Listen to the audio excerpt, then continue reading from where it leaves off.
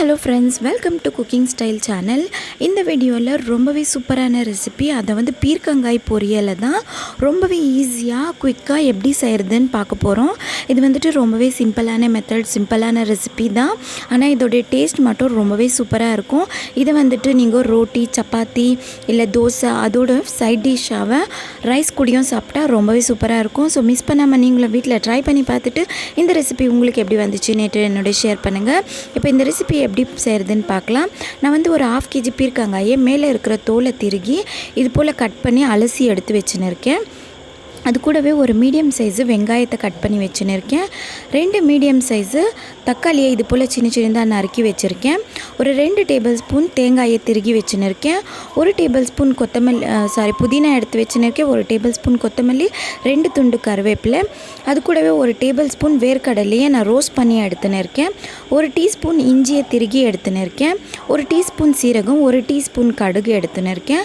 1/2 teaspoon மஞ்சள் தூள், 2 teaspoon தனியாத்தூள், 2 டீஸ்பூன் மிளகாய் தூள், 1 டேபிள் ஸ்பூன் நெய் எடுத்துன்னு இருக்கேன். 1 டேபிள் ஸ்பூன் எண்ணெய், தேவையான அளவுக்கு உப்பு. இந்த இன்க்ரீடியன்ஸ் தான் நம்மளுக்கு சூப்பரான பீர்க்கங்காய் பொரியல் செய்கிறதுக்கு தேவைப்படுற பொருட்கள். இப்போ இதை எல்லாத்தையும் நோட் பண்ணி வச்சதுக்கப்புறம் இதை எப்படி செய்கிறதுன்னு பார்க்கலாம். இப்போ நம்ம பொரியல் செய்கிறதுக்கு தேவைப்படுற ஒரு கடாய் எடுத்து அதை ஸ்டவ் மேலே வச்சு நம்ம எடுத்து வச்சிருந்த எண்ணெயும் நெய்யும் ரெண்டையும் ஒன்றா சேர்த்து நம்ம ஸ்டவ் ஆன் பண்ணி காய விடணும்.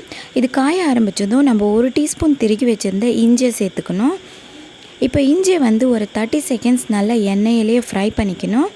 இப்போ இந்த மாதிரி ஃப்ரை ஆனதும் நம்ம எடுத்து வச்சிருந்த கடுகு, சீரகம் ரெண்டையும் சேர்த்து ஒரு 30 செகண்ட்ஸ் இது கூடயே நல்லா மிக்ஸ் பண்ணி விடணும். இப்போ இந்த ஸ்டேஜில் நம்ம எடுத்து வச்சிருந்த கருவேப்பிலையை சேர்த்துக்கணும். கருவேப்பிலையும் ஒரு 30 செகண்ட்ஸ் வரைக்கும் எண்ணெயிலேயே நல்லா ஃப்ரை பண்ணி விடணும். அடுத்ததான் நம்ம கட் பண்ணி வச்சுருந்த வெங்காயத்தை சேர்த்துக்கணும். வெங்காயத்தையும் நல்லா எண்ணெயிலேயே ஒரு 5 நிமிஷம் ஆகிற அளவுக்கு நல்லா பொன்னிறமாக மாறுற வரைக்கும் இதை நம்ம எண்ணெயிலேயே நல்லா ஃப்ரை பண்ணிக்கணும். இப்போ பார்த்திங்கன்னா இது இந்த அளவுக்கு ஃப்ரை ஆகிருக்கு. இந்த ஸ்டேஜில் நம்ம கட் பண்ணி வச்சுருந்த பீர்க்கங்காயை சேர்த்துக்கணும். பீர்க்கங்காயில் வந்துட்டு நிறைய தண்ணி அம்சம் இருக்கிறதுனால நம்ம இதை ஃப்ரை பண்ணி விட்டாலே இதில் இருக்கிற தண்ணியெல்லாம் நல்லா பிரிஞ்சிடும். இப்போ இதை நான் ஒரு 5 நிமிஷம் மீடியம் ஃப்ளேம்லேயே நல்லா வேக வச்சேன். இப்போ நம்ம ஓப்பன் பண்ணி பார்த்தா இந்த ஸ்டேஜில் இருக்குது. இப்போ இந்த கன்சிஸ்டன்சியில் நம்ம நறுக்கி வச்சுருந்த தக்காளியும் சேர்த்துக்கணும். இப்போ இதையும் சேர்த்து நல்லா மிக்ஸ் பண்ணி விடணும். இப்போ இந்த மாதிரி மிக்ஸ் பண்ணதும் இது நம்ம மூடி போட்டு ஒரு 5 நிமிஷம் வேக விடணும்.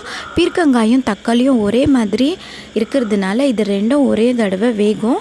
அதோட தண்ணியும் நல்லா விடும். நம்ம எக்ஸ்ட்ரா தண்ணி சேர்க்க வேண்டிய அவசியம் இருக்காது.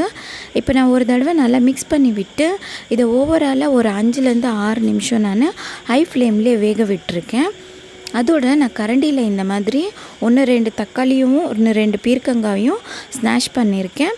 இந்த ஸ்டேஜில் நம்ம எடுத்து வச்சிருந்த 1/2 டீஸ்பூன் மஞ்சள் தூள், 2 டீஸ்பூன் தனியாத்தூள், 2 டீஸ்பூன் மிளகாய் தூள் இது எல்லாத்தையும் சேர்த்து நல்லா மிக்ஸ் பண்ணி விடுறேன். இப்போ பார்த்துட்டிங்களா இந்த கன்சிஸ்டன்சியில் இருக்குது. இந்த ஸ்டேஜில் நான் ஒரு 1/4 டம்ளர் தண்ணியை மட்டும் சேர்த்துக்கிறேன் கிரேவி கன்சிஸ்டன்சிக்காக. ஏற்கனவே நான் சொன்ன மாதிரி தக்காளியிலையும் பீர்க்கங்காயிலையும் தண்ணி இருக்கிறதுனால நம்ம அதிகமாக தண்ணி சேர்க்க வேண்டியதில்லை. இந்த ஸ்டேஜில் நான் திருகி வச்சுருந்த தேங்காயையும் சேர்த்து நல்லா மிக்ஸ் பண்ணி விடுறேன்.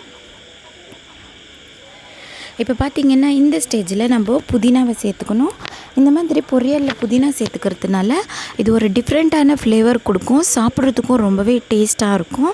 இப்போ இதையும் நான் நல்லா மிக்ஸ் பண்ணி விட்டதுக்கப்புறமா நம்ம ஏற்கனவே எடுத்து வச்சுருந்த உடச்ச கடலையை, கொண்டக்கடலை இருக்கில்லையே அதை ரோஸ்ட் பண்ணி வச்சுருந்தேன். அதனால் நான் 1க்கு 2 இடித்து எடுத்துக்கினேன். அதையும் சேர்த்துட்டு இப்போ இந்த ஸ்டேஜில் நம்மளுக்கு எவ்வளோ தேவையோ அந்த அளவுக்கு மட்டும் டேஸ்ட்டு பார்த்துட்டு உப்பு சேர்த்துக்கணும். இப்போ இதையும் நான் மிக்ஸ் பண்ணிவிட்டேன். இப்போ எல்லாத்தையும் கம்ப்ளீட்டாக மிக்ஸ் ஆனதுக்கப்புறமா கடைசியாக இதில் கட் பண்ணி வச்சுருந்த கொத்தமல்லியும் சேர்த்துடணும்.